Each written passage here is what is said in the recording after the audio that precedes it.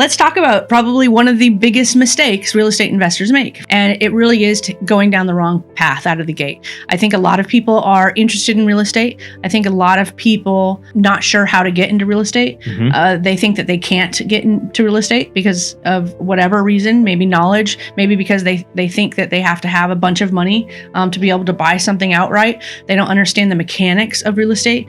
And so what happens is, if you're really serious about real estate and learning a little bit more about it so that you can understand how people are building wealth, then you end up going down a path of, how do I get started? So where do I start? Right. And as you answer that question, you start realizing that, okay, well, I could become a realtor, which is the path that we took. Yes. And then I could be an investor, but that means I'm going to probably buy a rental property. Buy and hold is probably the most common thing taught when you're talking about real estate investing, or the BRRRR method, or something like that. Those are the easier to understand ways to get into real estate, especially if you're a busy professional. And we use the term busy professional simply because most of the people that want to get in real estate and build their wealth are doctors, lawyers, entrepreneurs, business owners, high income earners. Like you've gotten yourself into a position where you absolutely love what you do.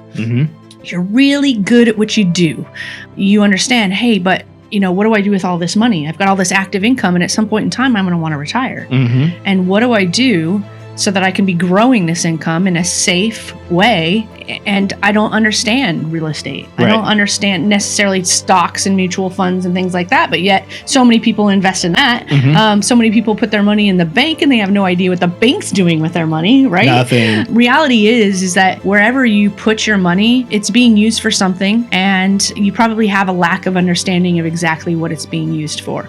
And so our admonishment, I guess, at the beginning of this episode really is not to be afraid of real estate. Yes. Because it's like anything else. You should be afraid of stocks and all of the things that where you're putting your money and you don't know exactly what's going on and where it's being used and what type of return you're getting, what your risks are. Do you have true wealth preservation? Is it safe? Is there a safer alternative? And what is the comparison on your return on investment? What type of tax implications are there based on where you're investing? Are you actually adding to your tax burden, or are you reducing your tax burden? There's so many questions that people don't know that they should be asking at the very, very beginning. So now we go and start talking about this particular topic and tell you what we say you should be doing. And that is answering the questions of, where do I start? Which path is right for me? And who do I trust? And as one of our investors recently said, you should really ask those questions in the reverse order. So really ask, who do you trust? Because reality is, investing in real estate is not easy. You will lose money. And even as much experience that Flip and I have, and the team that we have, and all the safeguards that we've put in place because of the mistakes that we've made, and the lessons that we've learned, and the processes we've put so that we don't make those mistakes again, we still lose money on deals. Yep. It's just reality. We tell our investors this is reality. It's why we do volume, because we are mitigating our risk by doing 10 deals, knowing that maybe 2 of them are going to lose money and the other 8 are going to be fantastic. Yep. So if 8 are fantastic and only 2 lose money, we're good. Like, we're in the plus side of things. So if you're not mitigating risk in that way, you have to go into this knowing, hey, I'm going to lose some money at some point in time. It's just where is it?